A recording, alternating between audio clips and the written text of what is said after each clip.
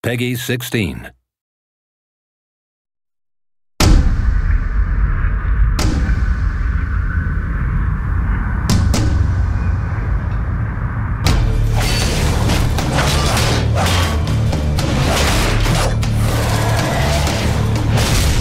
Our original vision for Darksiders was pretty grand, and we weren't able to execute on that fully in Darksiders 1, but Darksiders 2, a lot of the stuff we really wanted to have in there, like loot, like skill trees, leveling up, a big world that you could explore at your leisure, getting new abilities that allow you to then see more of that world. We get to do a lot of that in Darksiders 2, and we're really excited about it.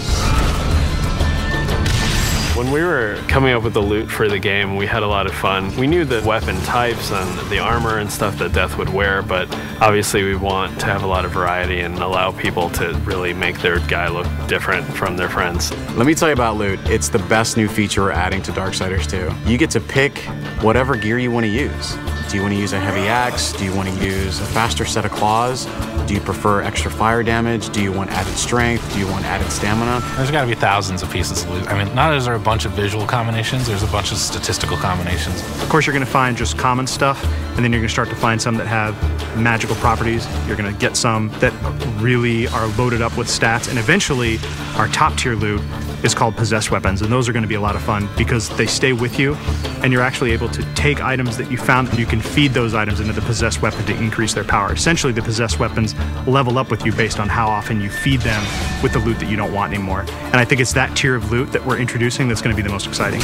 In Darksiders 2, we've got a skill tree. There are two major sides. You've got the Necromancer side and the Harbinger side. The Harbinger is more warrior-based, melee, in-your-face, hand-to-hand combat, weapon-based combat. Necromancer is your spellcaster. Your big nukes, fire, arcane, lightning, all that cool stuff. There's certainly not a chance to just stand in one place in Darksiders 2. The characters are more aggressive in this game. They're kind of up on top of you very quickly. So one, you have to think a lot quicker than you did on the first one.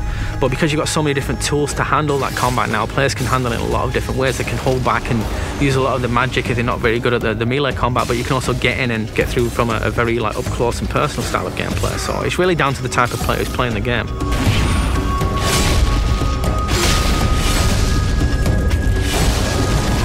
It's absolutely worth playing the game for the second time. We hold back some of our really high-end powerful loot items for the second read through.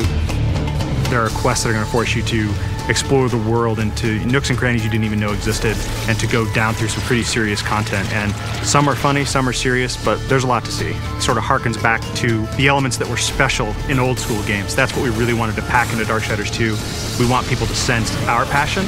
It's a game made for gamers by gamers.